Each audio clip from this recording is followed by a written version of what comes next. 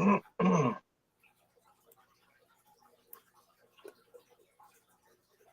right, here we go.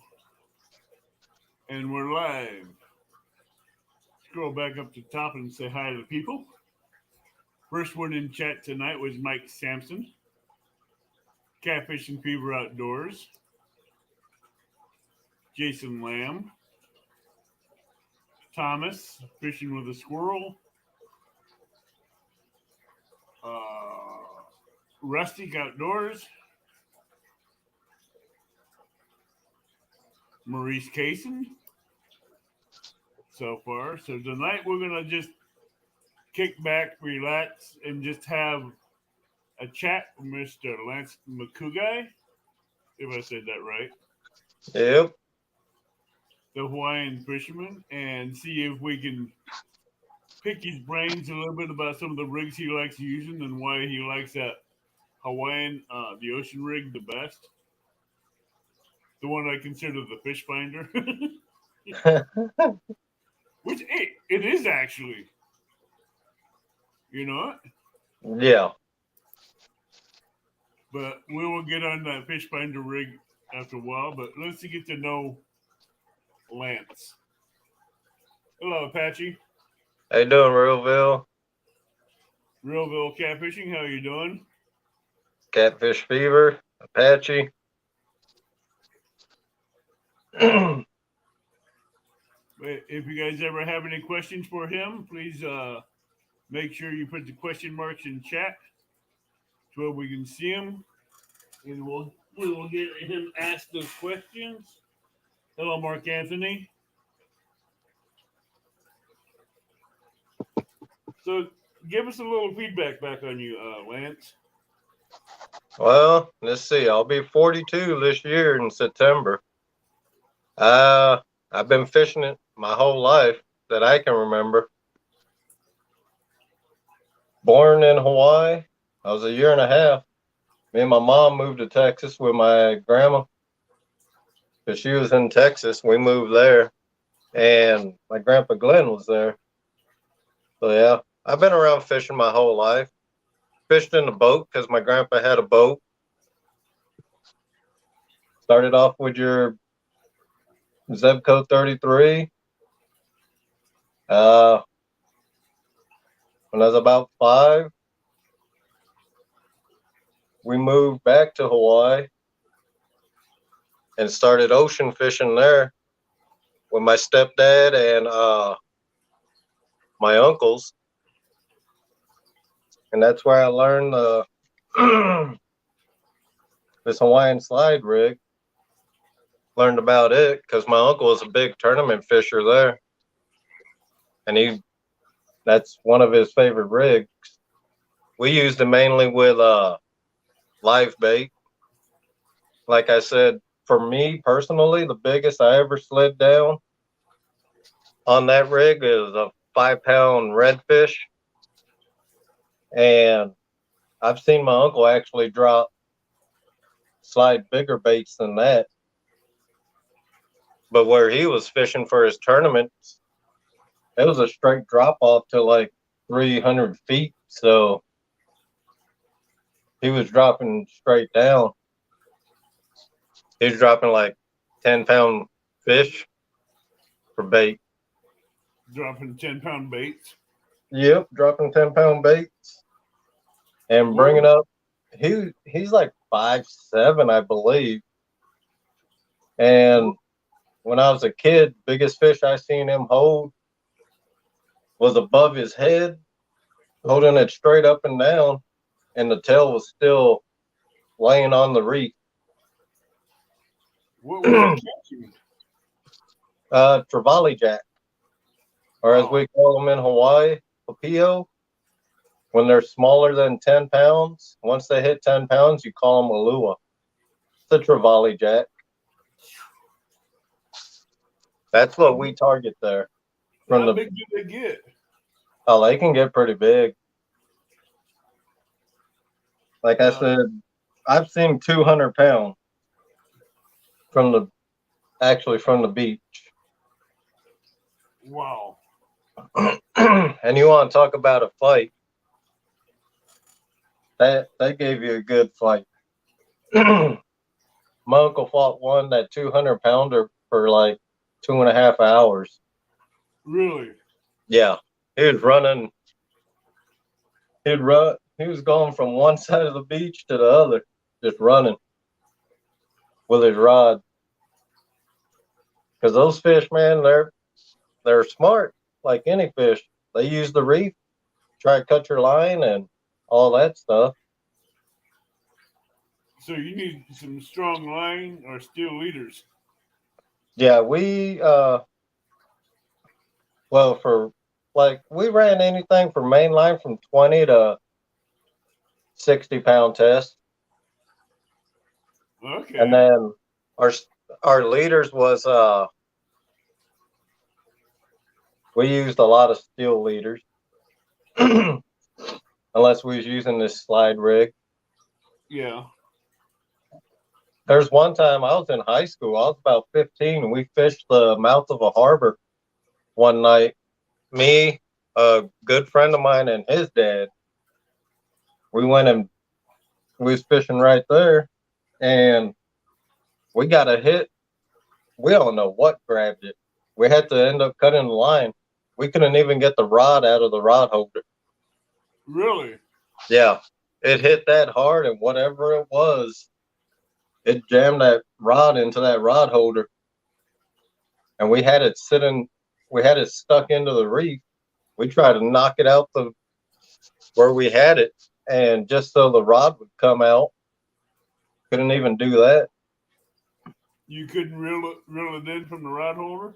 Couldn't reel it in from the rod holder, man. And we was using a big boat rod, a pen boat rod. It was the 4.0, because that's what we. You sure That's you what didn't we. hook a whale? Huh? You sure you Now, didn't hook into a baby whale? now we think it was just probably a big. We think it was a big trevally, actually. That Oh would have been something. yeah. We got Rocky Mountain coming in. We have Uncle Josh that came in. Rustic that came in. Cody Robinson. Fishing with a Squirrel. Joy Stewart. Welcome. Catfish fever and outdoors wants to know what's your favorite fish to catch, Lance? My favorite for freshwater, anything that swims. Hello, I Lisa, ain't, fishing chick. I'm not picky when it comes to fish. I still get it, man. Like I said, I'll be 42 this year. I still get excited when a bluegill makes the bobber go down. Oh, that's cool. Rocky Mountain Outdoors, Dave Garcher. Who else did I just see come in? Snake River. Snake River. No. Rustic asked if the river's still frozen. Last we seen, it was opening up at the middle of this week, this past week. So hopefully next weekend I'll be out. What would be your prime conditions for fishing? Depends what you're what you're going for. You know, for burbot, real cold, uh, real cold weather, and believe it or not, they bite best when the north winds are blowing. Yeah, blowing south, blowing north, what? No, when you get winds coming out the north.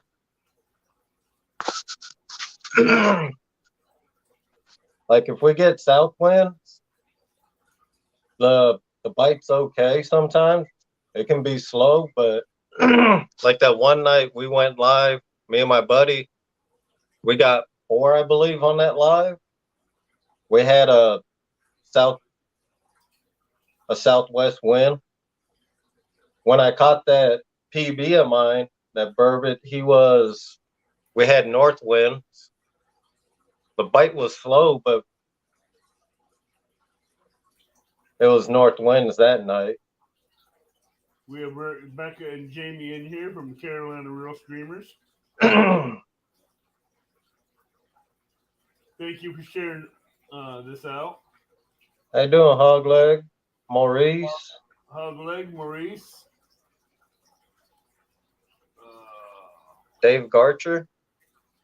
Dave Garcher. I'm trying to see if there's any questions in chat. Yeah. That's why I'm using my phone, because I can pause it. So it don't go scrolling by too quick. Yeah.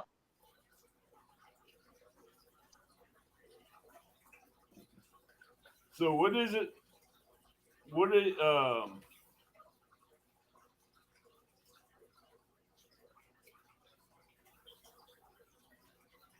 do you have flatheads up there where you're at?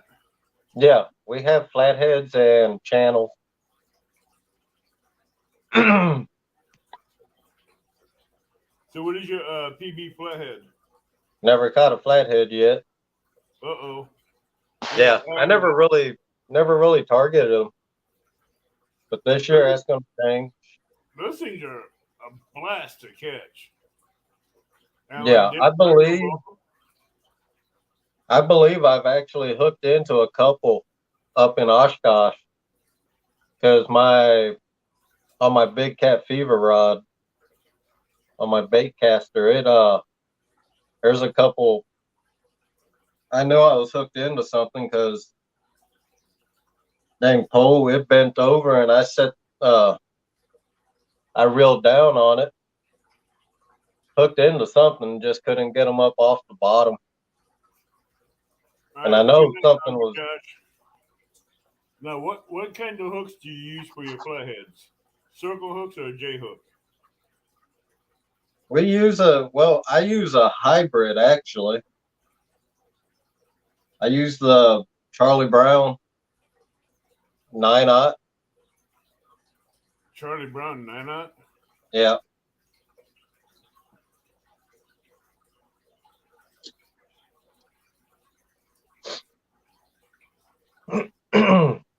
I've never heard of a Charlie Brown 9/0. Yeah, it's a Charlie Brown. It's a Charlie Brown octopus circle hook. Oh, okay.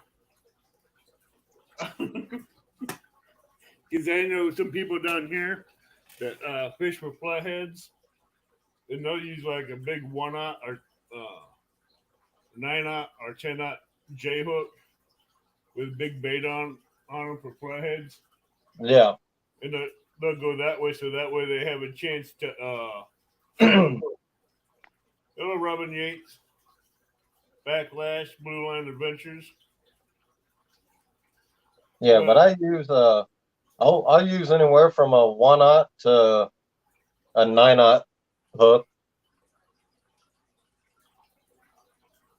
for fishing. Maurice Casey says that's an excellent hook. Yeah. So I like them. For catfishing, what kind of baits would you like to use? We use suckers. Man, we use the whole gauntlet. We use suckers, night crawlers, shrimp. This year we're gonna start using leeches. And of course, bluegill, any kind of panfish. Oh, panfish. Crappie. Well, I don't know. We can't use crappie down here. Really? Yep. Yeah, Wisconsin, you can use any fish. So, and this year I'll be trying to use on the Mississippi if I can get into any. I'm gonna try and use some walleye for flatheads out there. Walleye? Yeah. I was talking to a guy. He's fished the Mississippi all his life up here, and he catches all his flatheads on walleye, cut walleye. Two fish I'd rather eat instead of waste. Walleye and crappie. Yeah.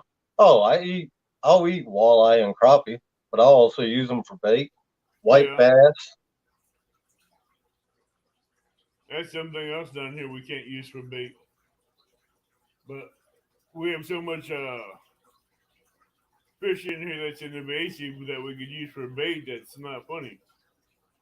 Gee, We got the big head carp, we got the Asian carp, we got other big fish that other fish in here that they want us to take out that we can use for bait. So hello Carmel, hello Jello, Northwoods. Will asked, where do I fish? Huh? Realville asked, where do I fish? Uh, we fish Wisconsin River, the Fox River, Lake Michigan. This year we're going to be hitting Mississippi River and Lake Mendota. Yeah, Cody said Wisconsin had some giant flatheads there. My PB came from there last summer, around 60 pounds. Yeah, I think the state record is 74 pounds and for flathead. There's actually a small river we're gonna fish. It's called Crawfish River, and one other one. Huh? Go ahead. There's one other river that we're gonna fish, but I can't remember the name of it. It's not a real big river, just one of the smaller rivers. But they've been catching this flathead for like 2 decades out there with gill nets and stuff, hook nets and stuff, doing, and the DNR tagged him, so they know it's him because he's got his tagging still on. And he was about, I guess, 50, 60 pounds when they caught him last, which was 2 years ago. That's a big cat. So, yeah, he's a big dummy, too, because he keeps getting caught. Although for 10 years, he never got caught. Next time someone's going to catch him and keep him instead of throwing him back. Yeah. You know one of these fishermen is going to do that. Oh, they checked him from what we understand. There's no indication of him ever being hooked. Really? Yeah. Realville Catfishing wants to know, will Lance ever travel to Virginia? If I ever have the money to, I would. I've heard of the James River way before YouTube. I've done my research on different rivers because in Texas I did a lot of catfishing, and actually the James is one of the rivers I've actually wanted to hit for years. Cody wants to know, what part of the Fox do you fish? That's another awesome flathead river. We fish up in Onalaska, Wisconsin, right near the mouth of Lake Winnebago. Wow. That's about an hour north of us. Realville says that James is his river now. Now, how far away are you fishing on the Fox River from Mark, Catfish and Crappie? Oh, that's pretty far. Where I fish the Fox, it's an hour north of me, and Mark is in Illinois, so I would probably guess maybe 4 or 5 hours from where I fish the Fox. Would you ever go down and fish the Fox with a Mark? Oh, I would. If I ever got the invite, yeah, I would. Hey, I'm sure he would. I'm sure he'd invite you. I know this year we've been planning to fish together in Milwaukee, but just never worked out for Bourbon. Yeah. But going on the Fox for flatheads and channels, You two hook up, boy, that'd be a show. Yeah. Watching you guys hook into some big ones. But we know how flatheads can be evasive Yep. because they get and go into feeding frenzy 1 second, then the next second they go into survival mode real quick. Yeah. I don't understand that. How a flathead could do that. Be hungry and be eating, then go into survival mode and not eat. Yeah. Sunfish for fish. I need to Well, come to Texas and fish the Brazos. I fished up and down the Brazos while I lived in Texas from 98 to 08. down Hooked east, into some monster alligator gar and some that would nice be fun. catfish down there. Welcome down East Tackle, fishing with Big Dan. How you doing down east, Big Dan? Yeah, Brazos is some good there's some good fishing there. I Yeah, mainly fished in Texas. I fished the Trinity River and Lake Livingston. Lake Livingston has some nice sized blues, but they got some monster flatheads, which is funny. I've never hooked into a flathead there. yeah. Cody says I fished a fox with hooked catfish. That dude is a flathead machine. He's got that river mastered. Yeah, he does.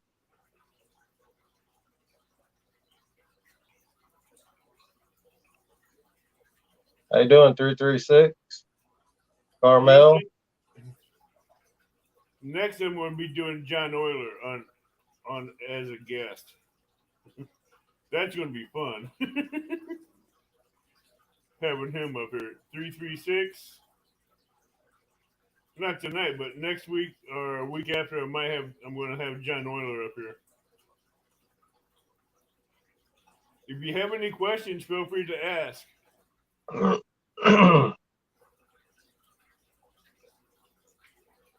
This is your chance to get to know Lance.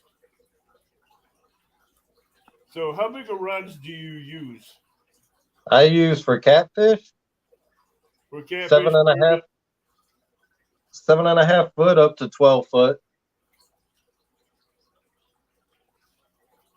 Now, I seen in one of your lives you have one or two Uncle Lou rods. Yeah, I got 3 of them. Oh, 3. Yeah. You only see 2 in my videos because my buddy, he kind of lost his his fishing gear. Right. So I let him use one of the Uncle Lou's, and I bought him a salmon and steelhead rod for Christmas this past Christmas. So yeah, I got 3 of them though. 2 spinning reels, and I got 1 bait caster. Which do you prefer, spinning or bait casting? It don't matter to me as long as it can hold line and I can cast it. I know people say bait casters are better, but in my opinion, it's just what you like. And I like both. If it's connected to a rod, I'm happy with it. I'm not picky Oh, I understand that. because Welcome down there. I can cast both with no problem. Now, which can you get the farther cast out, in your opinion, the bait caster or the spinning? To me, I can get the spinning reel far. I can probably throw them about the same, actually. It's all on how you cast. The technique that you use to cast. So some people say cast, but people around me that see me cast, they say I don't cast. They say I launch. Yeah. Yeah, Rustic is saying Lance is itching to put that Uncle Lou rod on a fish. Oh, I'm itching to put it on a 46-pound channel cat this year. I'd love to see you hook a 53-pound flathead with it. That'd be fun. Yeah. So, what weight of line do you have on your rods? I was using the slime line 20-pound test, but I switched over to the Whisker Seeker 30-pound test. For one, it's cheaper.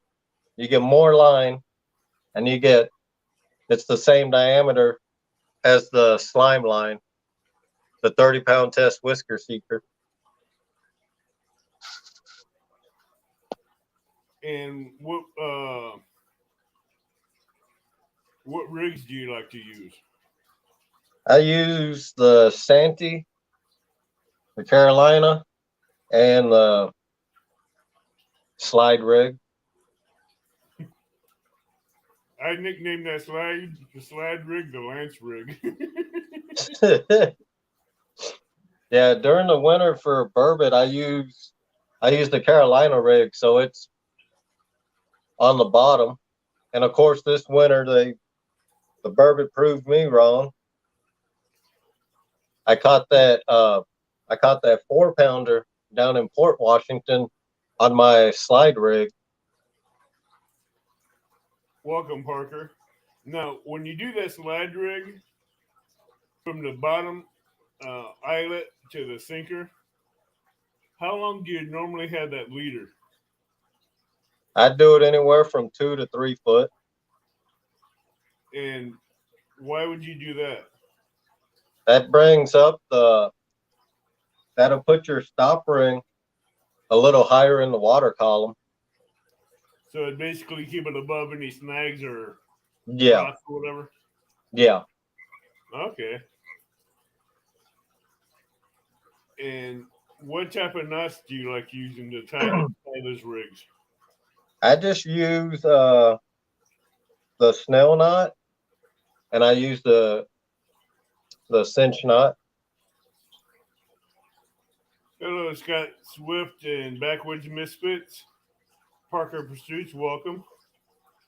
Those two knots, they've never failed me. So, I mean, I do know how to tie the polymer and all that, but I've never had a problem with the two I use, so no sense changing.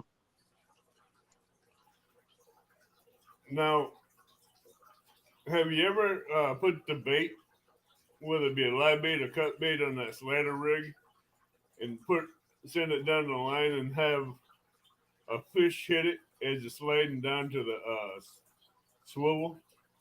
Yep. Actually have quite a few times. Not up here, but in Hawaii, we'd go early in the morning across the power plant that we used to catch our bait at. We'd go early in the morning, catch bait, which was just baby redfish, and we'd wait till the sun start coming up over the horizon. Then we would cast out, and a couple of our setups was the slide rig. We've actually slid down, and we could see the bait just hit the top of the water, and the rod go down. And that's your big trevallies. Right. I mean, during the summer, from like June to the beginning of November, is the best time to fish for them. Hello, Annette Morgan and Don R. Channel membership. Now, have you ever caught sharks off those slide rigs? Yeah, caught some black tips and hammerheads. Biggest hammerhead I've caught was, I think it was about 5 or 6 foot. Like I said on Rogers, that's the one I actually had to swim for with no moon out and hop in the Pacific Ocean chasing a rod. Didn't know what was on it until got back to the reef. Actually got up where I could turn around and reel it, but I could tell it was a shark because the line started just slacking and it was swimming towards me. We got it in. Yeah, about 5 or 6 foot tiger. That was pretty fun. Hello, Beverly. Hello, Annette. So, what would be the difference comparison from ocean fishing to freshwater fishing for you? The difference? Yeah, I mean, I know I it guess probably be a huge difference for you. nah, it's really not a big difference for me. I guess just the different, like the tides and stuff, especially being landlocked like now. I ain't got to worry about high tide, low tide. Unlike when you fish the ocean, you got to high tide or low tide. You got to know when that is. Now I just go. I don't care if the barometric pressure is way up. I just fish when I can. So, But I believe saltwater fish fight harder than freshwater. if you had the chance to fish the Potomac and the James, since you know the high tides and low tides, you could fish it better than you could a freshwater lake, right? Oh yeah, I can fish good anywhere. It's in my blood. I know it is. I don't worry. High tide, low tide, no tide. If I can throw a rod and reel, I'm throwing it. All right. Maurice would like to know what leader line you use. I use the Berkeley Big Cat, the Trilene 40-pound test.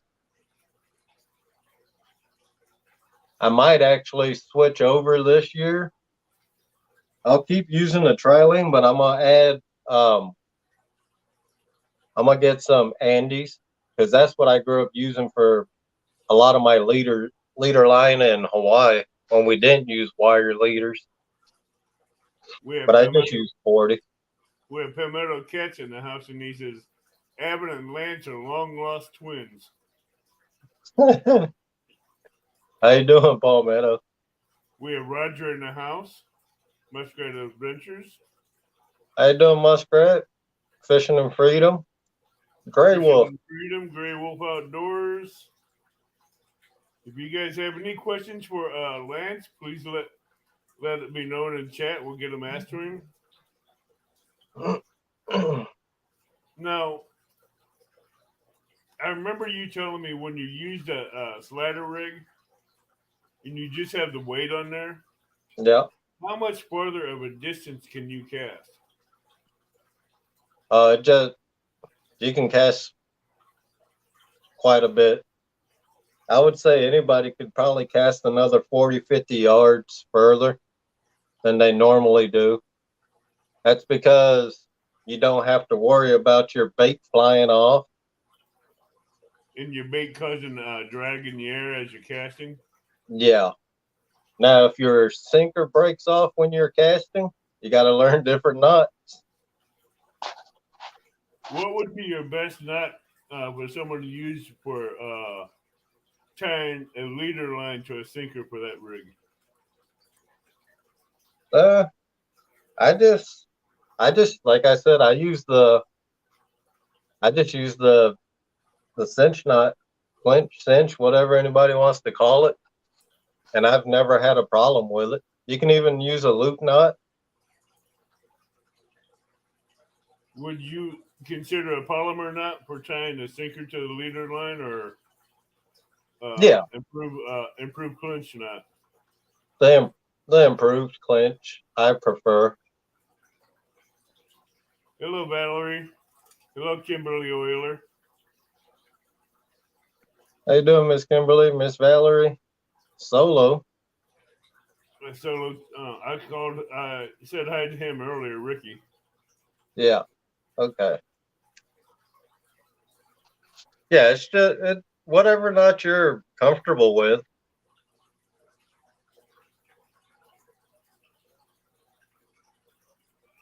So I've done a loop knot where I've used it on the sinker, had no problems. So if you could fish one rig for the rest of your life, which one would it be? I would use the slide rig. It's one of my favorites, always has been since I learned about it when I was about 7, 8 years old. And Rustic wants to know, what is your favorite stink bait, Lance? My favorite stink bait? Yeah. Well, let's see. That'd be Jules catfish bait. I had a feeling that was coming up. Yeah. Now, would you like to put a plug out for that bait, or a shout out for that bait company or bait? Yeah, I mean, it's good. It's a good bait. It's been around since the 60s. And they got the blood bait, which I first started using last year. It's run by veterans from the military. So that's one reason I actually wanted to get sponsored by them. So I approached them through Facebook. Oh, really? Yeah. And he checked out my channel here on YouTube and he was like, yep.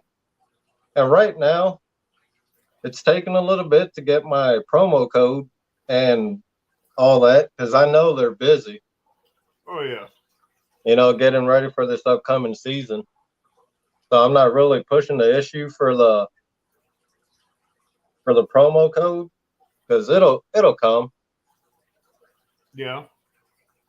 But if anybody does buy bait from them, all I ask is if you guys can, let them know that you heard from me, heard about it from me, and that'll actually help because I did let them know I was pushing the bait. Right. So, And Real Girls Fish wants to know, what's your best fishing story? best fishing story, probably when I went swimming for that shark, which I didn't even know when I was a teenager. Cast it out, turned around, and next thing I know, we knew the rod was flying out the rod holder. It was pitch black, no moon out or nothing. It was just nice. The ocean was calm that night. Had to swim about 100 yards, catch up to my rod. So yeah, almost dying that was pretty much the most memorable. Solo Texan wants to know, what species of fish did you catch a fish using that bait, Lance? What has been your biggest fish using that bait? Actually, it was a 15-pound channel cat, 16-pound channel cat so far. That's no joke. But I mean, I had that on there. I just put a little ball on there on the shank. I did have cut sucker on also. So I had a combination bait on my hook that time. Yeah, you cut bait and you put a small ball of that stink bait Yeah. on top of it. But I mean, if you go to their Jules Catfish Bait, go to their Facebook page, you'll actually see people have actually caught some nice sized fish with it. It's a proven bait. It's a good bait. Wouldn't be around if from the 60s till now if it wasn't good. I bet. Thank you, Don R, for the super chat. Hello, LG Bass. And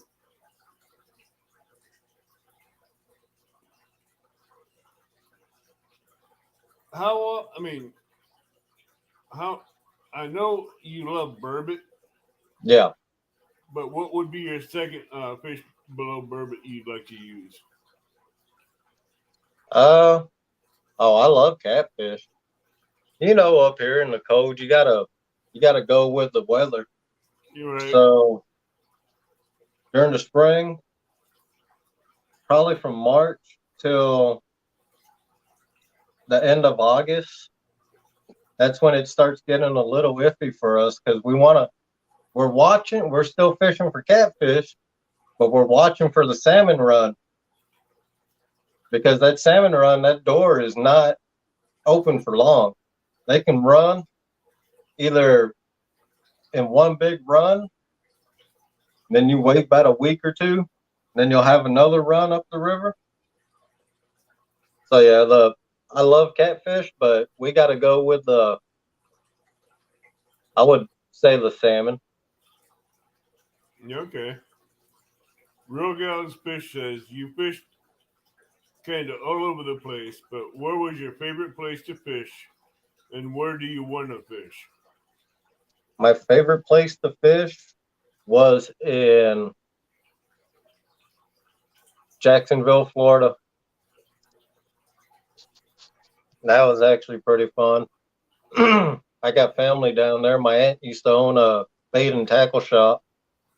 So I fished with some nice rods down there. And where I would love to fish would be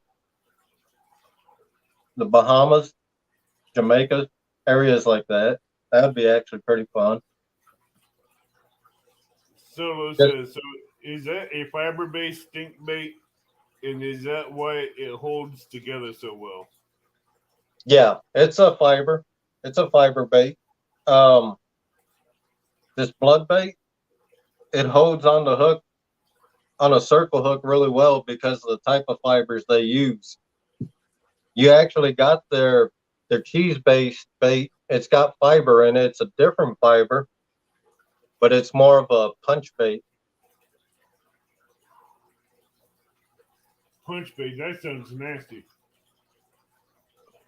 Yeah, I've never used that one, the cheese flavor, but I talked to him and he said when he sends the box, that'll be one of them in there. That'll be some of them in there, so I'll be using all of them. How you doing, Beck? Hello, J. Fox Hunter, Ashley Brady, fishing with Big Mike, Bex. Who else did I just see come in? So, Don R asks, who do I favor in your April challenge? Myself, of course. that's a good question. In I mean, the Channel Cat Challenge, what odds do you see yourself having over the other contestants? oh, pretty good odds. Even with people in the boat. I don't care if you got a boat or not. If the fish ain't biting in your area, you ain't catching nothing. And, Same as if you're fishing on the bank. If the fish ain't biting, they ain't biting. And you said that you fishing the Mendota where they have the big channel cats for the tournament, right? Yeah, that's the plan. And if that don't work out, got another area I'm going to. Okay. Which will be unnamed. Mendota got some. You're not giving it a second location, then. Nope. All I'm gonna say. Yeah, Mendota has some big channels, but that's not the only place that holds the big catfish. Now you remember this is a numbers game. Yeah. You're wanting to make sure everyone you catch is well over 2 pounds. Oh yeah. Where my second location I've done research. I've talked to a guy because I am in a Wisconsin catfishing group on Facebook. Oh, nice. So he was telling me, I talked to this old guy. He was telling me about a spot. So yeah, if Mendota don't pan out, I'll hopefully can hit that other spot. Now, saying you're on the second day of fishing, and you have like Sharina and say Danny and Lance, not Lance, but Snake River on the first day of fishing. Which one of those three would you want to go head to head with in a fish off?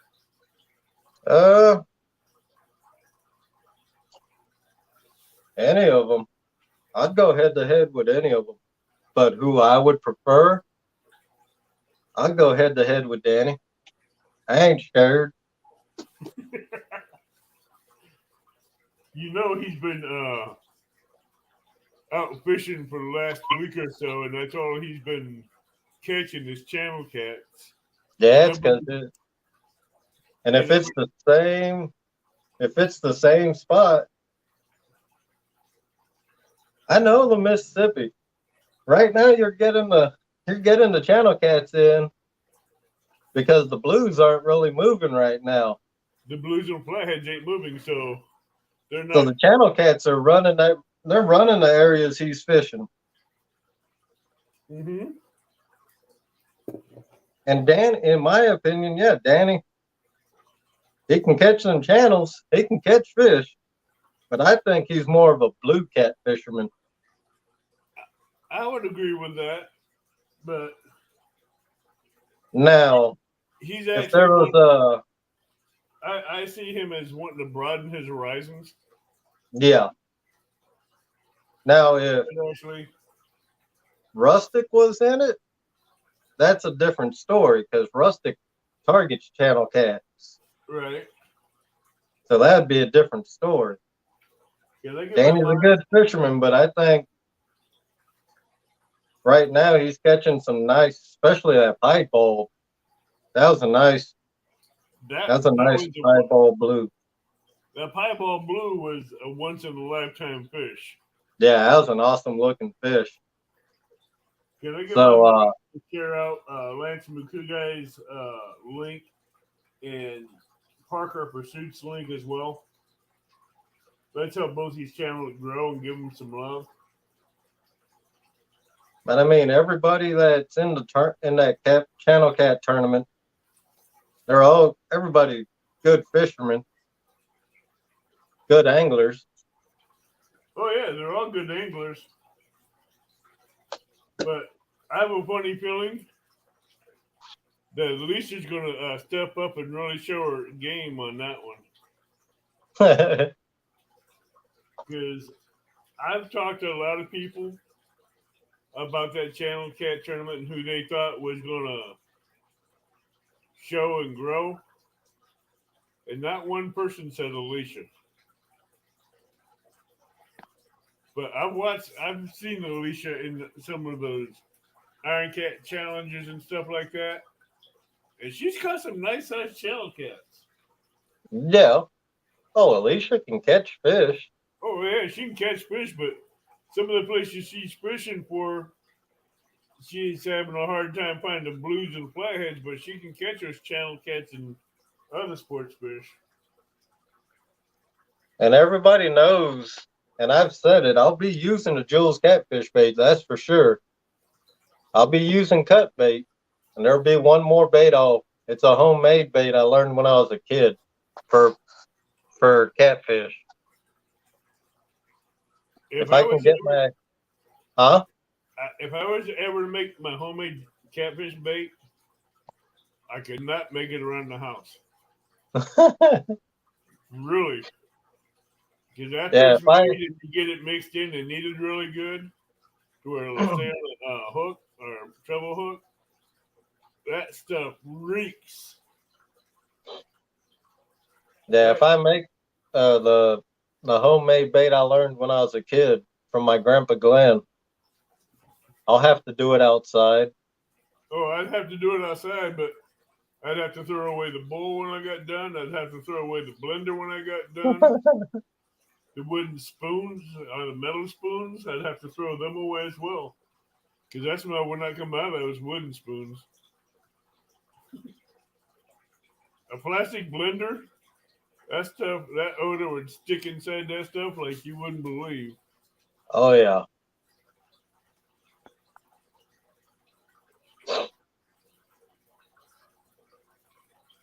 This recipe I created when back in '96 when I first started traveling around America. Uh-huh. Every state I went to, I made this bait and Yep. used it, and it's caught fish. In every city I went, every state I went, whether it be a river or lake, it stayed on that hook. Yeah. But it stunk. That odor, I mean, whoa. It make you cheer up and you get that stuff and smell in your nose. You weren't getting that out. Yeah. And it was everything that you bought from a grocery store to make it. Yep. That's the same, if I remember the bait correctly, because I was real young, but I watched my grandpa make it. And then I talked to my grandma as I got older. Because I've always loved catfishing. So even when I was in Hawaii, I was always researching different stuff. Right. And I remember that bait that he used to make. So that might be another one I use. I did a DIY once when I first started my lives. It's a DIY live. I made 2 baits, and one was a bait that was supposed to be made outside, which I should have, but I didn't, which is really bad mistake. It took 3 months to get that aroma and odor out of the house. Jeez. No matter how much I cooked good, sweet foods that was aromatic and stuff, Yep. you could still smell that catfish bait. God. It was potent, that bad. Solo has a question for you, Lance. So I heard you make some awesome rod holders. Where can someone go to view and buy them? You can go to my channel. I have a DIY short or video, whatever. It has them in there. And anybody wants to contact me, either can Facebook Messenger or my email's in my about section of my channel.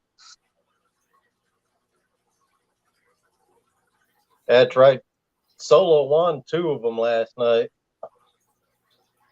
Really? Yeah. On Mike's Fishing Homes giveaway. Oh, okay. Man, I like the giveaways. They're all good and stuff, but I don't win. I haven't won in a long time, so Yeah. what it is. It's all good.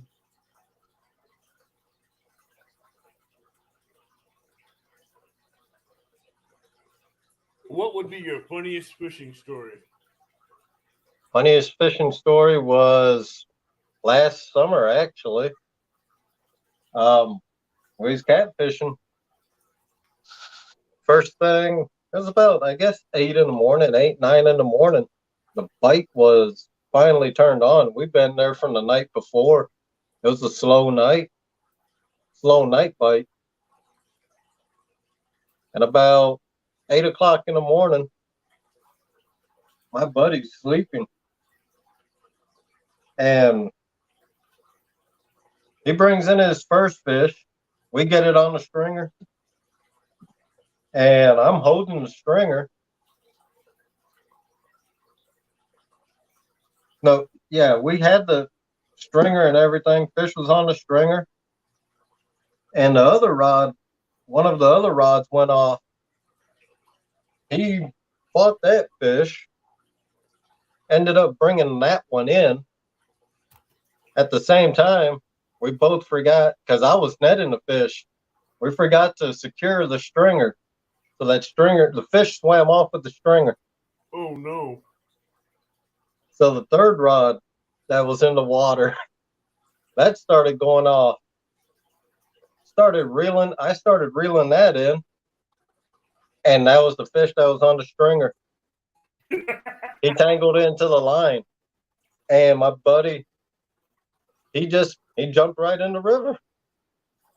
And right there right off the bank, it was probably 10 or 12 foot deep, because he jumped in and he went straight under. We got the fish back, though. He was soaking wet all day. Misfit, you stay out of Bigfoot's woods. That's his home, not yours. Now, if you had a chance to fish with 5 people off YouTube, who would they be? Let's see. I would start close. It'd be Mark, and then Alan P, because he's here in Alan Pershada, or however you say his last name. He's here in Wisconsin. And let's see, Fishing in Freedom, you, Parker, Rustic, and Danny. That's just because everybody's close by. Yeah, we have Lyle and we have Dockery as well. Yep. There's just so many in the Midwest. I mean, in Illinois alone, Huh? I think in Illinois alone, I found out there's close to 30 catfishermen. Wow. And I find more every day. You got Mike's in Springfield. You have retired Rick in Springfield. You have Jacob in Pinckneyville. You have Josh. You have Warrior Hearts. You have Catfishing Crappie, me, and about 30 others I know of. I can't remember the name. Fishing in Freedom says he's ready whenever you are. Yep. Yep. And I know Missouri, Iowa, they all have quite a few people in there too. Oh yeah. Jello that's in Illinois. Epic Catfish that's in Illinois. Yep. Catfish Heroes in Illinois. Yeah, there's just so many. It's like in the Midwest, yeah, I'm like, there's a lot of catfishermen. Yeah. All the way up there from where you're at, all the way down into Louisiana where Creole's at. I'm like, how many people are in the Midwest on the Mississippi that fish for cats? There's a lot of people. Oh, yeah. Lynn says he's in Iowa, which is close to you.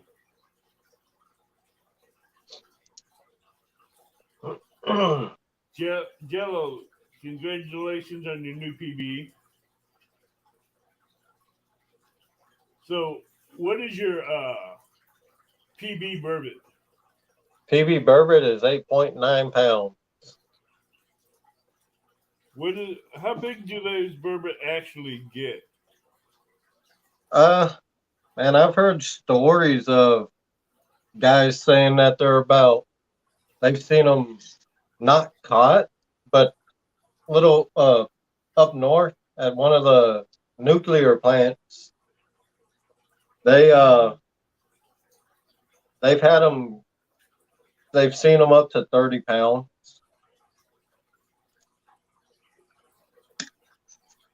Up to 30? Yeah, That is huge. yeah. And in my opinion, they look more like a flathead, and their characteristics are more like a flathead catfish Now, than a cod, really. I mean, they're supposedly a lean cod, but I mean they're camouflaged like a flathead, right. and they have the same characteristics. The way they fight. Right. Would you consider them to have a catfish head? A flathead head? Yeah. In a way, they are similar. Right. But the body of an eel. Yep. Now, when you unhook them, would you ever have would their tails wrap around your forearm or what? Oh yeah. They do. They wrap around you.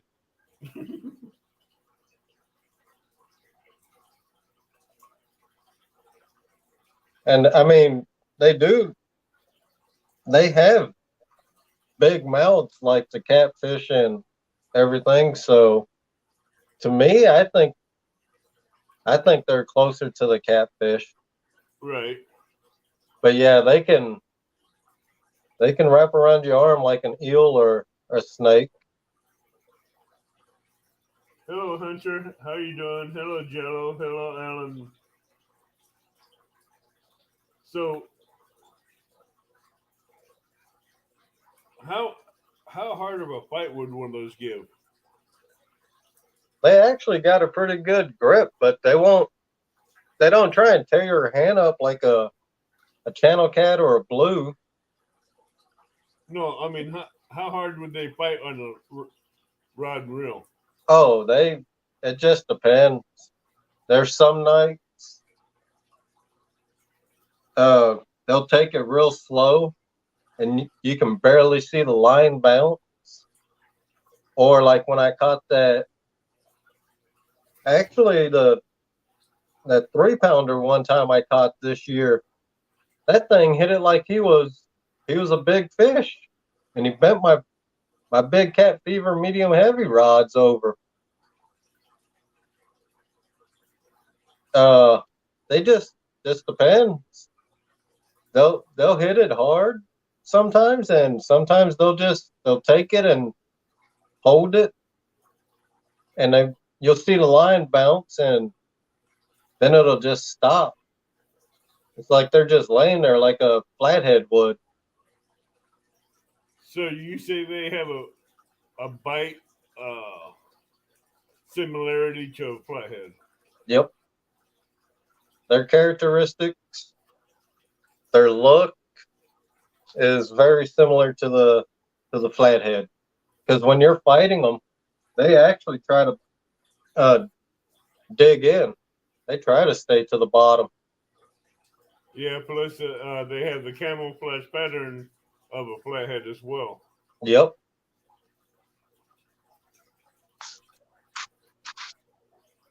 Now, is there lower lip like a flathead's where it's a little bit longer on the bottom than the top lip? No. It's just it's even with the top. So it's like a blue's lips. Yeah. They're both even and just okay.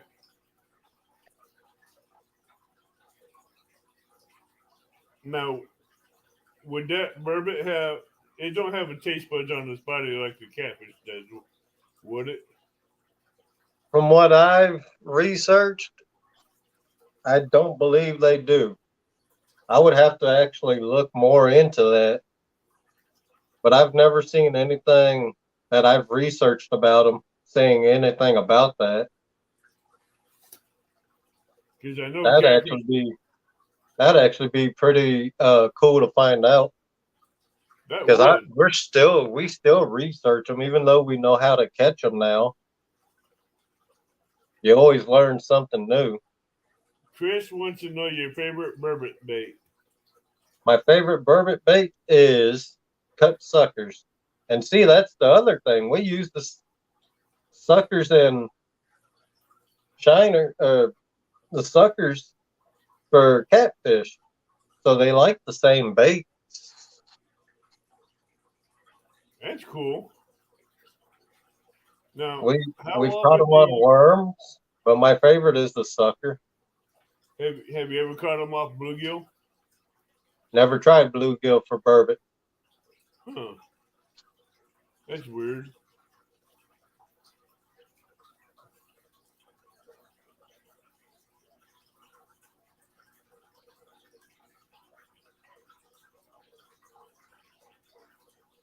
Alan Pershala says we're like a week or so away from the burbot bite on Lake Winnebago spawning time, and very something. He dropped off on that one. Yeah.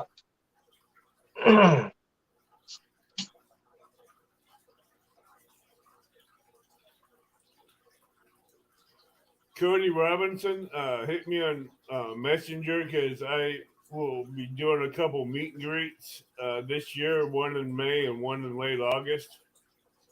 And I do fish in Mississippi and I do fish the Kaskaskia. And I do have a couple spots for Flatheads and Blues on Kaskaskia as well. Hello, Tiger Muskie. How you doing, Tiger Muskie? Oh, it's very vulnerable for them down there at that time.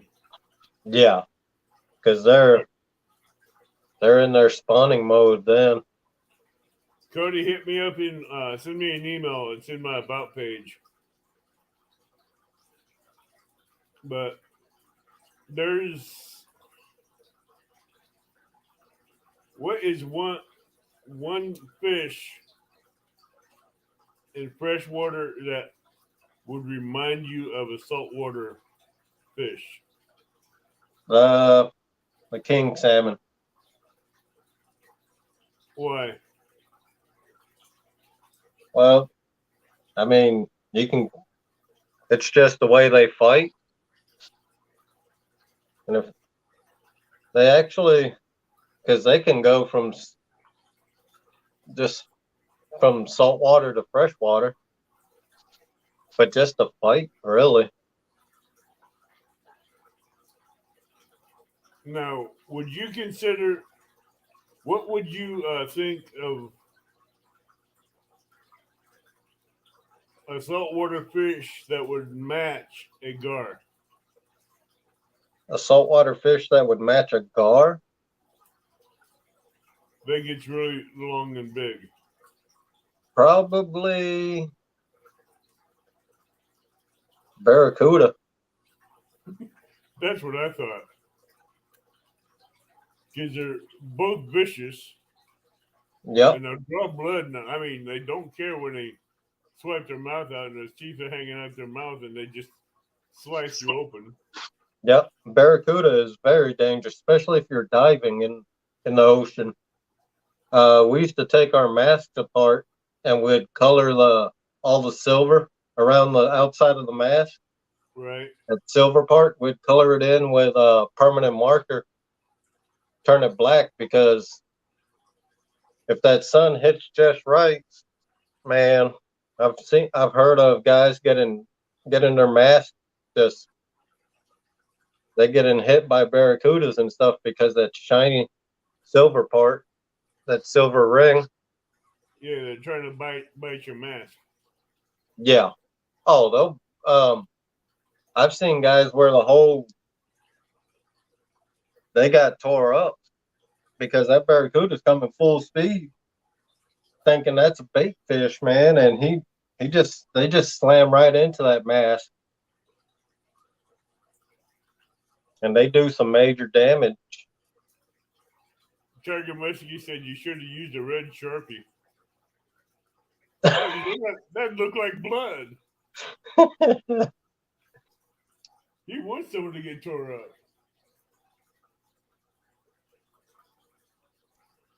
No, I did not do no surfing in Hawaii. I was a boogie boarder solo. Have you ever used the boogie board to take your lines out as far as you want and drop them off and Yep, come them back in? yep. I've let's see, probably went out about 300 yards. Wow. Yeah, because we used to use in the smallest reel for bait caster, I guess you want to call it, boat reel, was the Pen 4.0.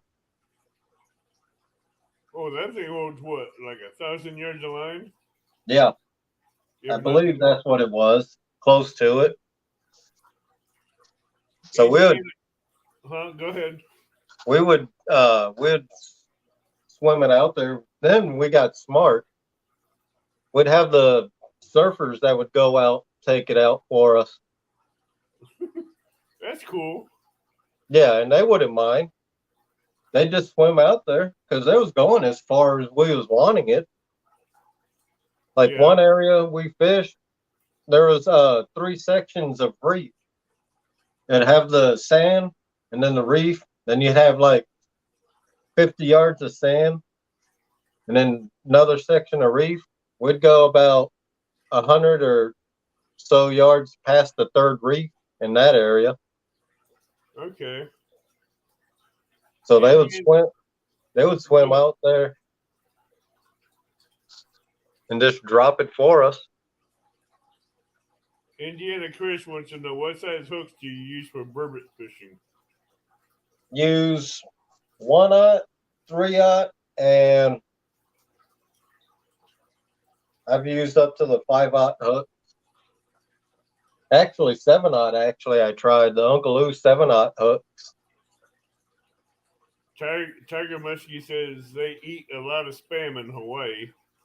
That's what Yep. he heard. Yep, that's one of the comfort foods there. Good night, Parker.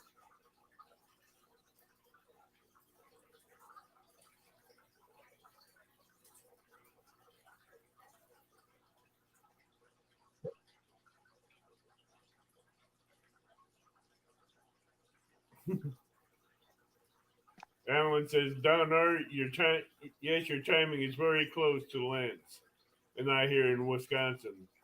We'll be searching for them this week, weather permitting. Look calm and favorable. Yeah. Like I said, I want to hit the river this weekend if it's open. I plan on hitting the river. So, what do you plan on targeting this weekend? Oh, I'm gonna target burbot.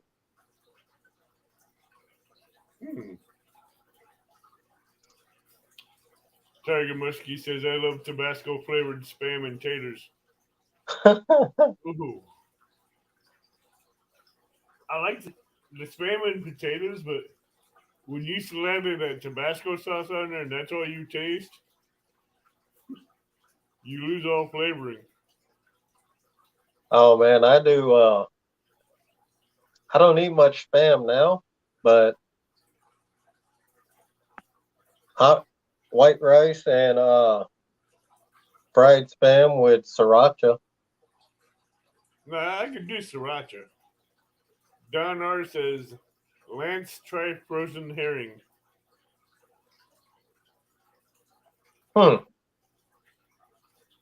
Yeah, I might try that. Heck, I'm gonna try the Jules catfish bait too. I'll have probably 6 rods out there. There's 3-rod limit here in Wisconsin, but I'm gonna take that teenage kid with me, the one I'm teaching how to fish. I'm gonna take him with me and give him 3 rods. Solo Jackson wants to know, Lance, what is your weirdest catch or unexpected thing you reeled in? Most unexpected thing was down in Texas City on my ugly stick intercoastal rod, 7-foot rod with a old pen reel. That thing was so small, man. It looked smaller than my Abu Garcia 5500C, but I knew it was a pen reel.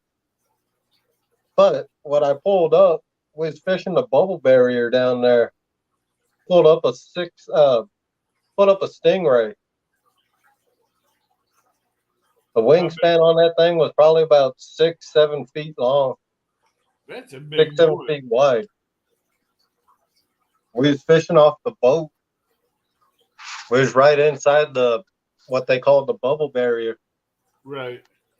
Man, that thing, it didn't really fight, but it was like dead weight. Trying to reel that thing in. Had my rod bent over. I was like, man, this ain't a shark. It ain't a redfish because it's not running like a bat out of hell. Yeah, you remember the guy that does river monsters? Yeah. Jeremy Wade?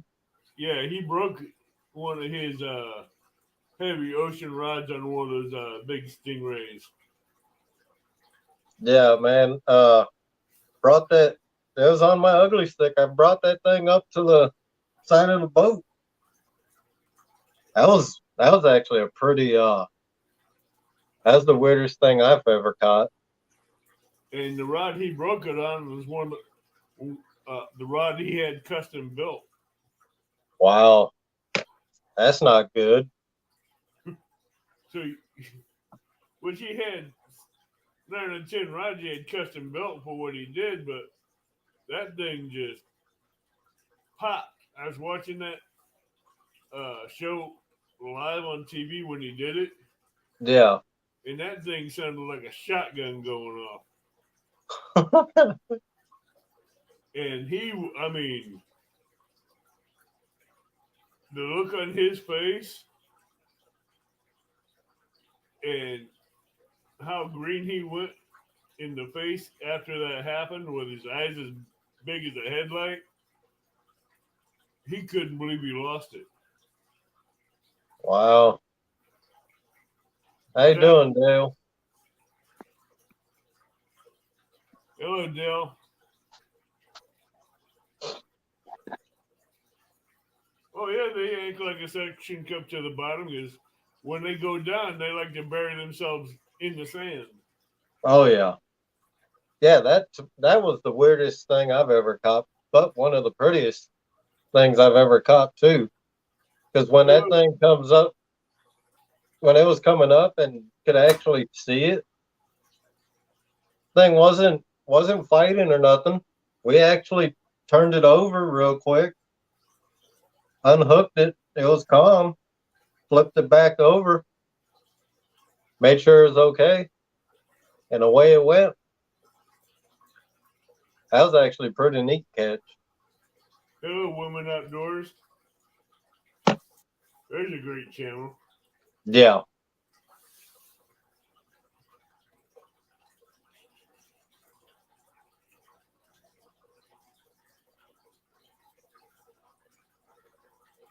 Yeah, we're doing good tonight, Rocky.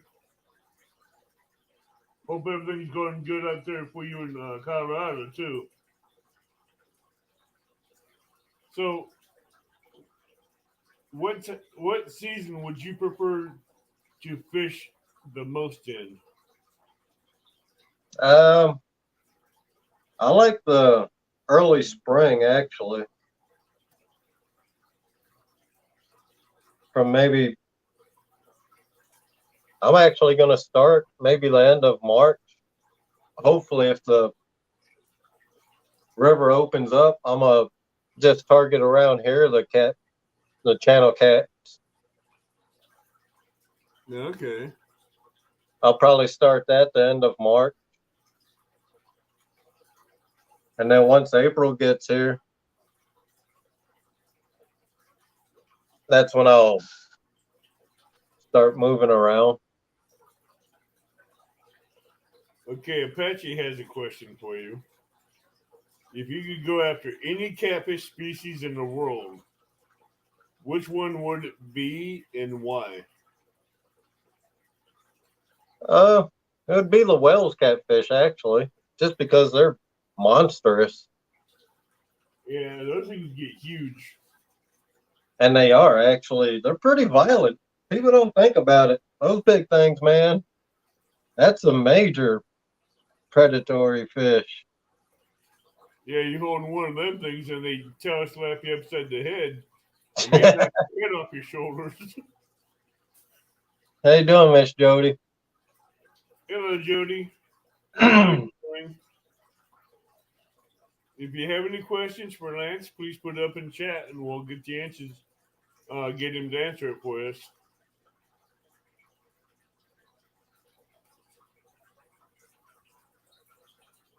Catch those on whopper ploppers, Lance.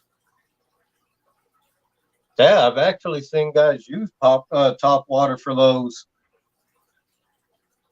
I've seen videos of guys using top water for Wells catfish. It's actually pretty, man, they explode like crazy. When they hit that top water, that's pretty, it looks crazy. That almost be violent. A Huh? violent eruption on the top of that water, seeing a Wells catfish go after a whopper plopper. Oh, yeah. The videos I've seen yeah, it's crazy. Now, on YouTube, who would be the one YouTuber that got you into starting doing your YouTube channel? Well, just, oh no, really, just the whole catfish community. Because when I started first watching YouTube catfishing, it was actually like Chunky. That was one of the first. Now I'd watch like Richard Jean and all of them also, but actually the catfish community, I was figured out why not. I'll try it. But for me right now, I find doing the lives are a lot easier. Then you ain't wasting time cutting videos just to make one video of nothing but catches. Yeah, it's what everybody wants, but to me, having to edit and cut videos to put together a video of just fish, why not just do it raw and keep it real? Do it live. You catch fish, you don't catch fish. It's fishing. I like that answer. That's cool. Hello, Tina Ladybug. How are you doing? So, do you fish a lot in the rain and snowstorms? And the Yeah. heat? And a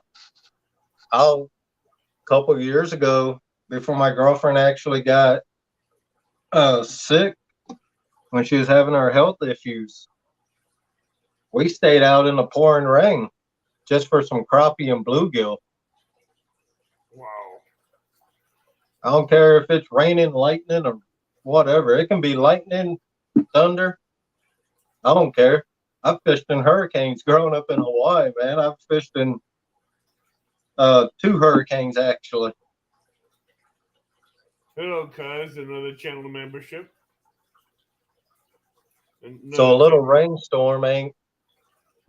and thunder ain't nothing. I fished in the cold here.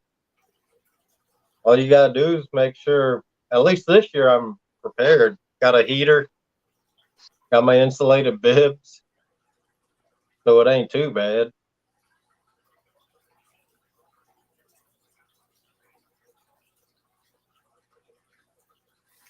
Does anybody else have any more questions for Lance?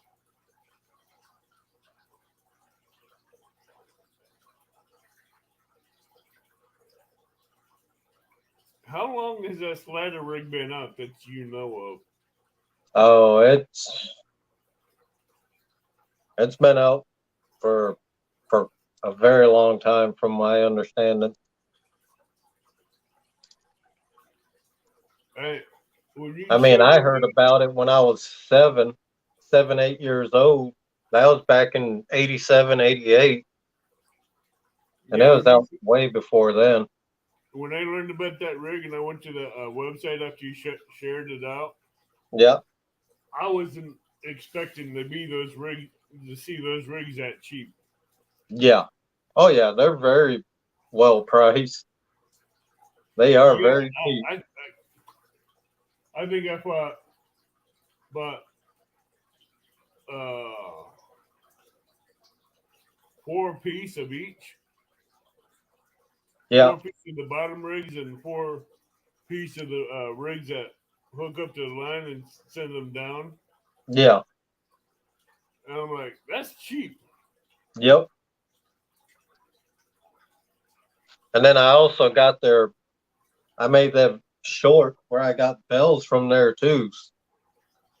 Because the little brass bells, man, just a little bit of breeze, a little bit of wind, and they're going off. So I bought some bells from there.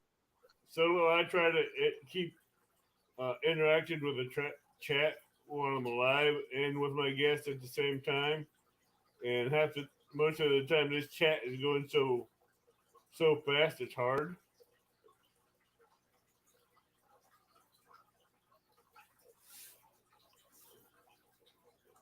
I'm trying to keep everybody involved in this.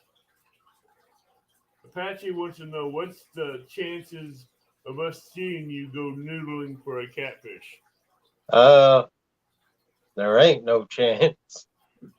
I am not going down underwater for sticking my hand in a hole. Basically, slim to none, right? Yep. Would you have you ever seen how someone truly noodled for catfish? Yeah, I have. Down in Texas, I know this little short blonde-haired chick. She's only like 5 foot, maybe 5'1". She noodles for them, no problem. And her biggest one I've seen her pull out was a 70-pounder. And how big is this little girl? Man, she's like maybe 120 pounds. Really? She's small. Yeah. She's nuts, man. Yeah, country girl. She ain't no city slicker. And she was in the service. So yeah, it's kind of crazy. Crazy? I wouldn't say crazy. I'd say that's more like overboard. 110 pounds going underwater and pulling out a 70-pound cat.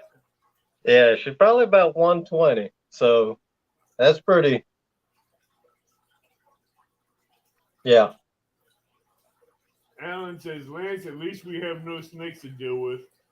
Exactly. Sola says, I do understand that it can be difficult, but as long as one's making the attempt, it's what's key. I do my best. Yeah, guys, I do agree with that. There's some bad women anglers of all kinds. Yeah, I do agree with that one. And there's some really epic and amazing catfishing women too that have a good quality about them as well.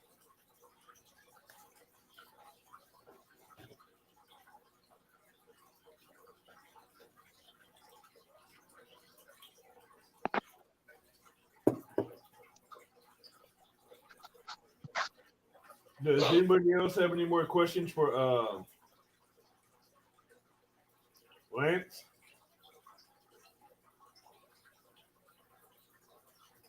What would be your weirdest experience fishing on a pier for a bourbon? Weirdest experience? Yeah. Well, I wouldn't call it weird, but climbing down into the lake after that one live, trying to get that bourbon in that ice cold water. That was the craziest thing I've done. Yeah, I can see that one. Climbing down, had to climb down the ladder, man. I tried to get him, but it was too tangled up in the ladder. So that was freezing cold water. Yeah. Danny Stone, let the party late to the party again. You're so good, bud. Now,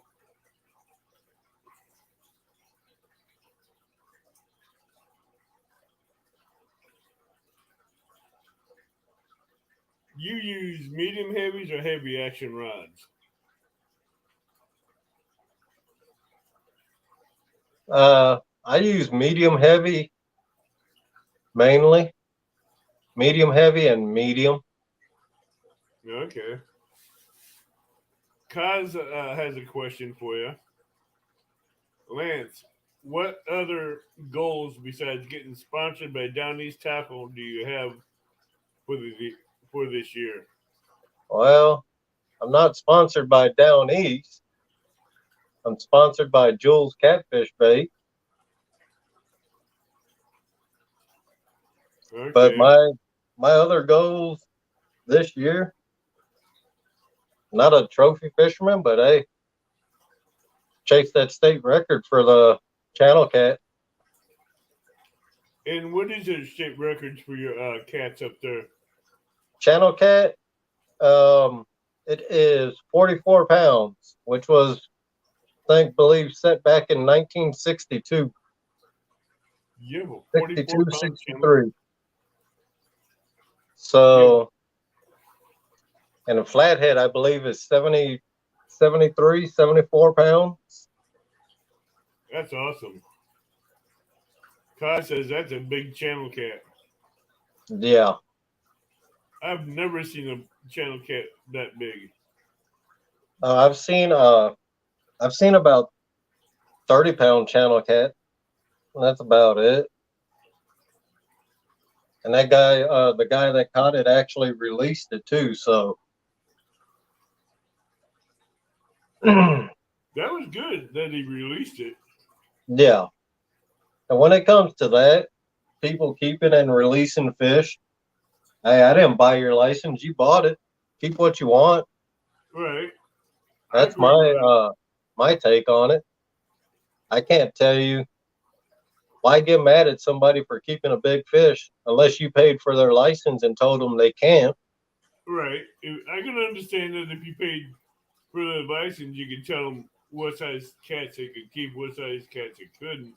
Right. But since they paid for their license, it's their right to know what cats they want to keep and what cats you're going to release. Exactly. Because I know people. Like I never used to keep, or I never used to release, no matter what size the fish was. But I was giving it to families for food too. I mean, these guys couldn't even buy hooks and stuff. Yeah. I've helped a few of those people out that couldn't buy hooks and stuff. I'd give them the line. I even give them a reel that's already rigged up for catfishing and one for bait fishing, so they'd have could catch bait and everything if they want to go after big cats. Yeah. I gave them the rod, the line, the rigs that I had made up, and some sinkers and some extra hooks Mm-hmm. in case they broke off, so they could retie. But that's part of me helping people get into catfishing and teaching them on the bank. Yep. But I'll always be that way. I ain't gonna change that. Yeah. I mean, selective harvest. Now, personally, I don't keep nothing bigger than 10 pounds. I'll keep anywhere from a 3-pounder up to 10 pounds. Like I tell people, if you're gonna have a lot of people over for a fish fry, Yeah. take one good sized fish to feed everybody Yep. and let the others go back. Yeah. Because there's no reason to waste 20 or 30 cats when you're only going to use one to feed a large group. Right. Just take that one cat that's going to feed the 40 or 50 people that you have and let the rest go back. Yep. That's But, selective harvest there. That's the yep. smarter way to do it. Because I normally have 2 or 3 fish fries a year. Mm-hmm. So I basically take 2 or 3 nice sized cats,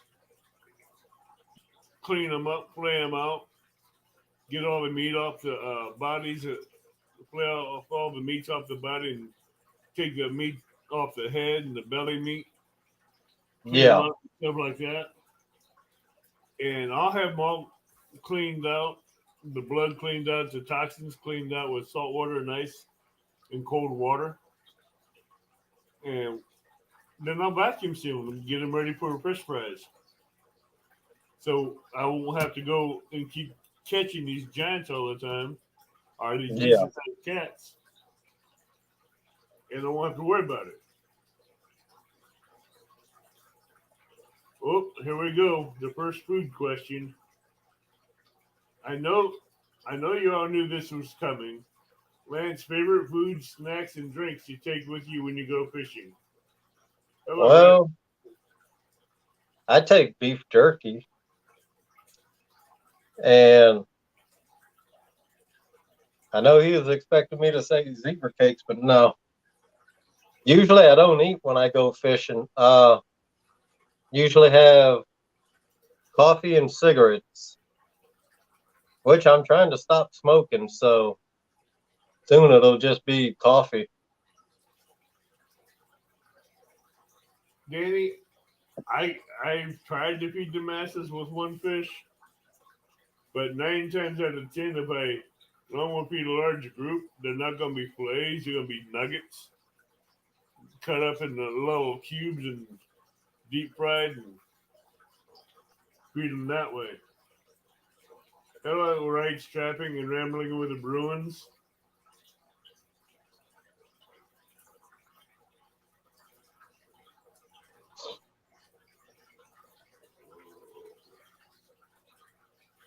But I like practicing that method, and I can teach people that I fish around that method, Mm-hmm. and they won't have to be worrying about. Because most lakes I fish, they have a 6 limit catfish limit, and most people catch these little dinks about 12 or 14 inches, which ain't big enough for them to eat. So if I can help them catch bigger fish, Yeah, they won't have to keep the 6 smallest fish that they get. right.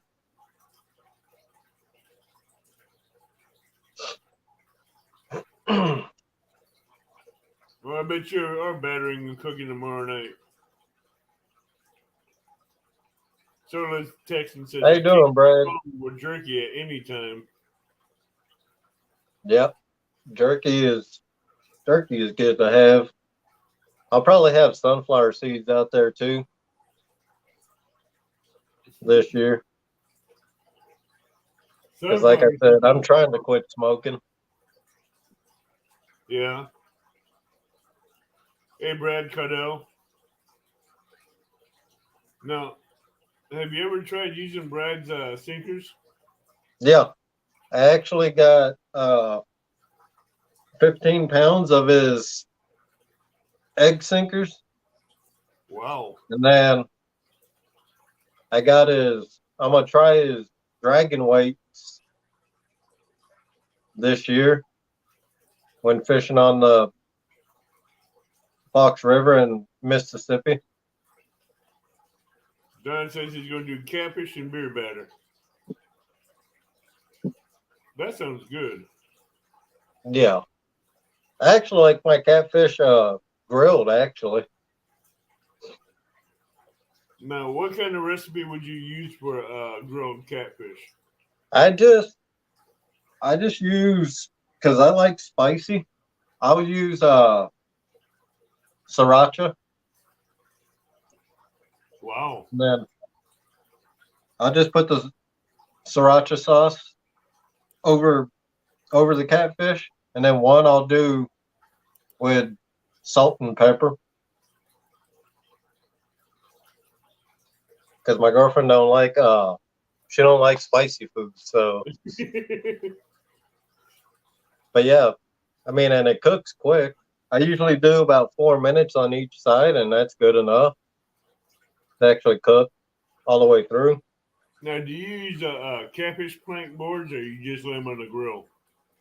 I just lay them on the grill. Okay. Indiana Chris says, short lunch and some slap your mama.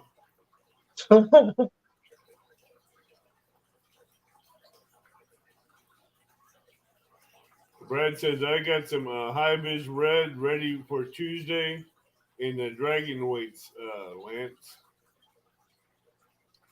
Yeah, I seen that. I seen those the red. Red's my favorite color, so Now, have you ever tried the Cajun line that you can get out of Walmart? oh yeah. That Cajun red. All I Yeah. used to use was 17-pound test Cajun red. No, That I used for when I was fishing in Texas down that's all I ever used, even for my leader line. It was Cajun red, 17-pound test main and leader. right. Now, how often has that line broke on you? Not very often. You pulled a lot of stuff off the bottom of the lake, didn't you? Yeah. That's what I caught my PB blue on, actually. That and a 55. People would laugh when I use the 5500 Abu Garcia, because I don't got specific stuff, man. My rods, I'll use, if I have to, I'll use my pan fishing rods for catfish. You can use any rod and reel. As long as you know how to fight a fish, you can bring them in. Fight a fish, set the drag, and Yep. don't over tighten down the drag. Now, my big blue I caught before I was doing YouTube, I was using a 20-pound braid main line with a 17-pound Cajun with a 7-ounce offset circle hook. See, back in the day, I knew about circle hooks, but I got away from them when I got into the catfishing. When we moved to Texas from Hawaii, Right. I just used because I wasn't releasing them. I was keeping everything, man. Use just your traditional Eagle Claw J hook Right. with your store-bought rigs.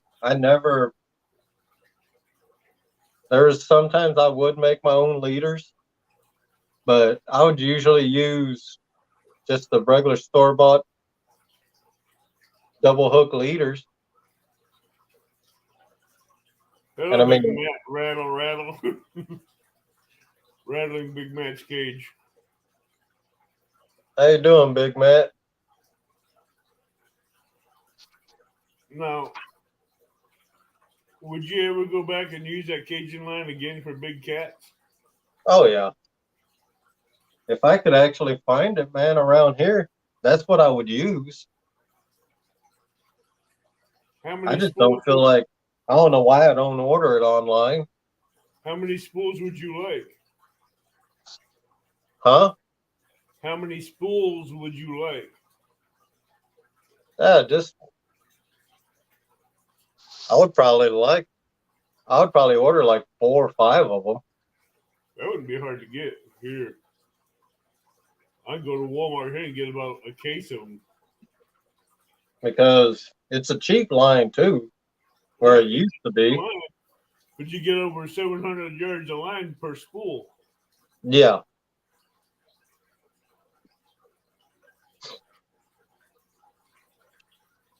And I've pulled in a bass boat sideways with it. The other guy Really? launched. Yeah. He launched it about 6 years ago at Frank Holton. He thought he had his lead line tied to it, and it didn't. Lead line fell right in the water, and his boat kept going. Yeah. And he couldn't swim after it because there was a sign saying no swimming, no wading, no ice skating. Plus, the water temperature is about 50, between 50 and 65 degrees.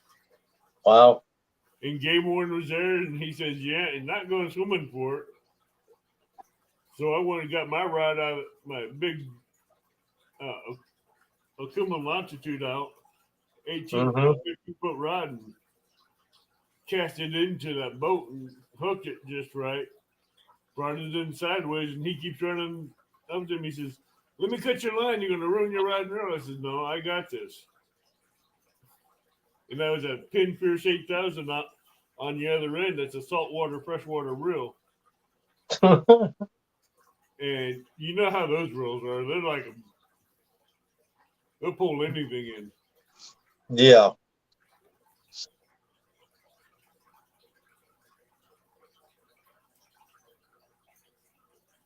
And the circle hooks, like I said, I grew up using those saltwater fishing. People that say you can't set a circle hook, they don't know.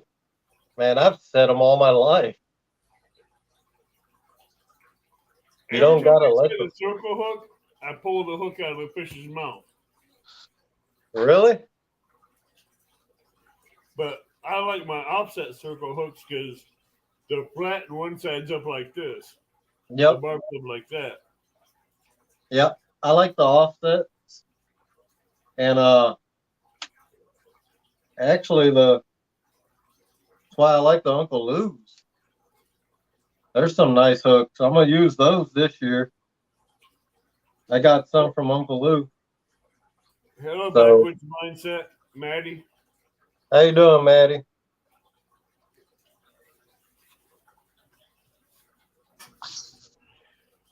If you guys have any questions for him and you want to know something about Lance, feel free to ask.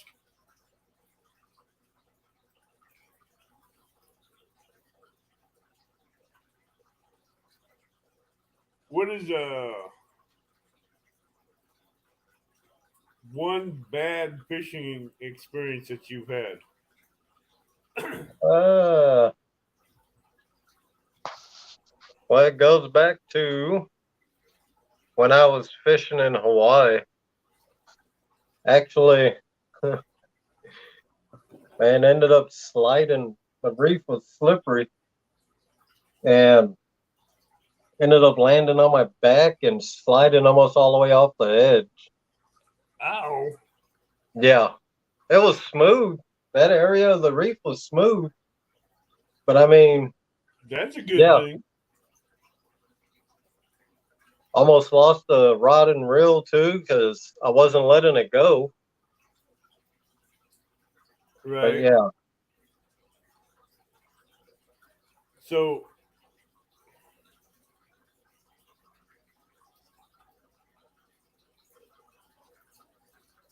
now the craziest thing I've ever seen fishing was up here in Wisconsin.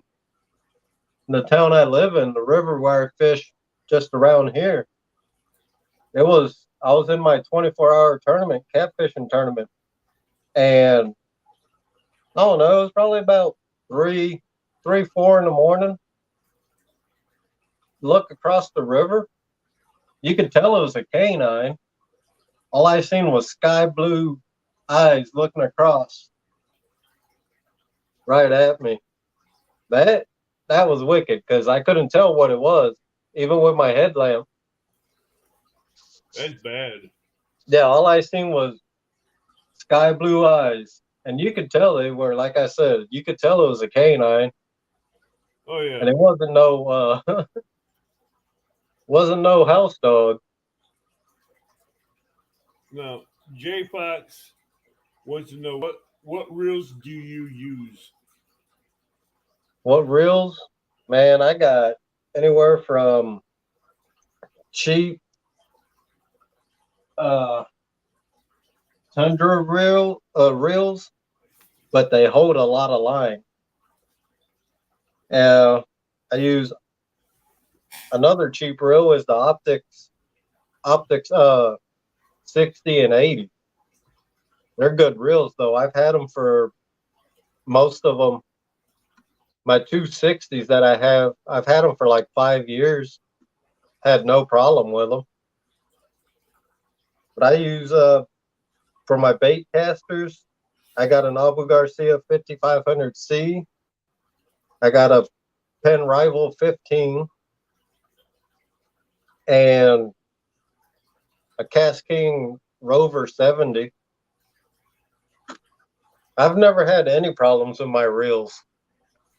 I hear people saying, "Oh, the Penn Rivals aren't great, Cast Kings aren't great," and I got one of those. What are they? Japanese ones? Those starts with a S.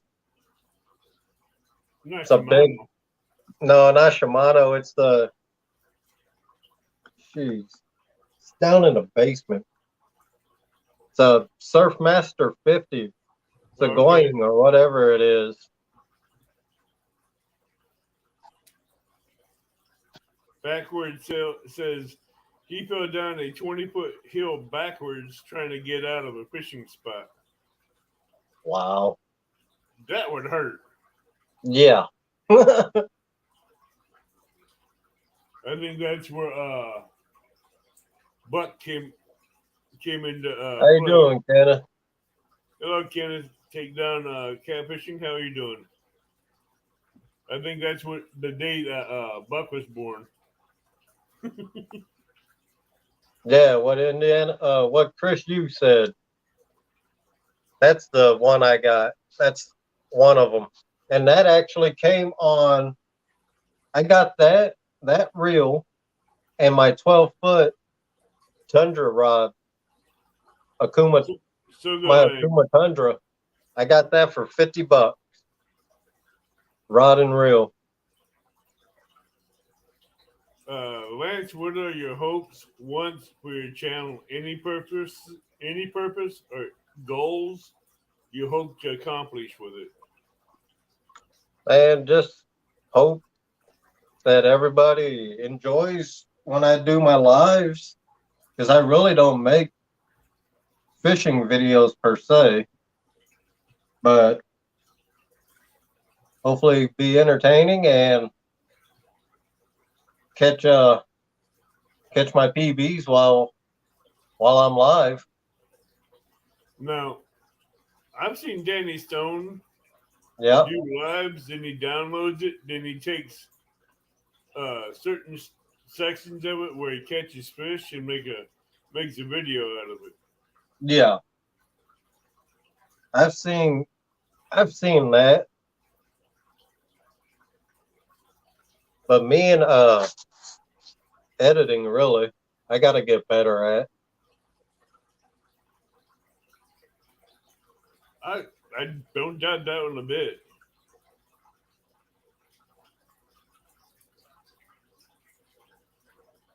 So, what's the biggest fish you've taken? Biggest one, freshwater or saltwater? Jay Fox just wants to know what's the biggest fish you've taken. Biggest one, probably my 50-inch redfish for saltwater. Is a 50-inch bull red out of Galveston, Texas, off their famous pier down there. Freshwater was my 30.5-pound king salmon here in Wisconsin. I caught that on my pan fishing, my Ugly Stick GX2 with 17-pound test.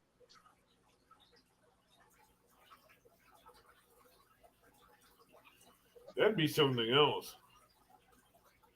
Yeah, Now, that was actually fun. how long have you traveled to different locations before you settled down up in Wisconsin?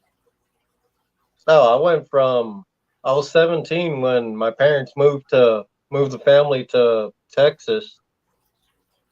I had the choice to stay, but I was in Texas from 98 to 08 because I got with my wife in 2006. And then 2 years later, we moved up here. That's cool. Yeah,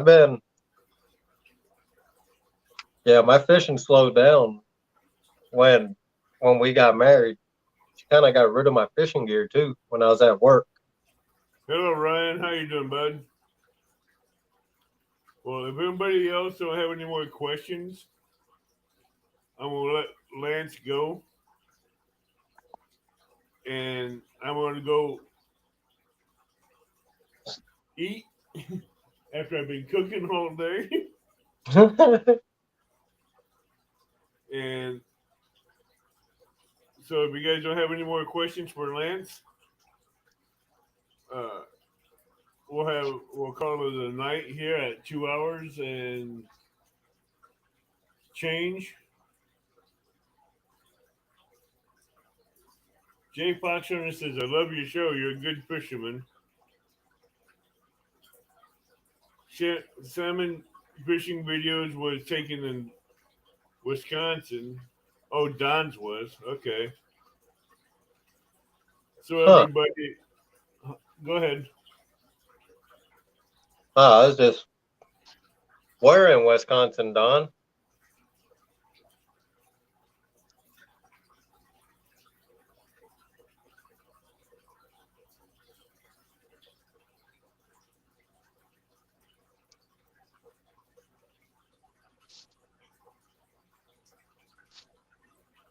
Thank you, Carmel. Stay tuned for next week. I'm going to see if I can get John Euler on. See if we can get some goofy moments going on in chat. Live. Thanks, Carmel. Yeah, that ought to be an interesting one. Yeah? I can't wait to see how that's going to go. Yeah. Now, what did you think of Lance's kayak versus kayak and inner tube snow slide?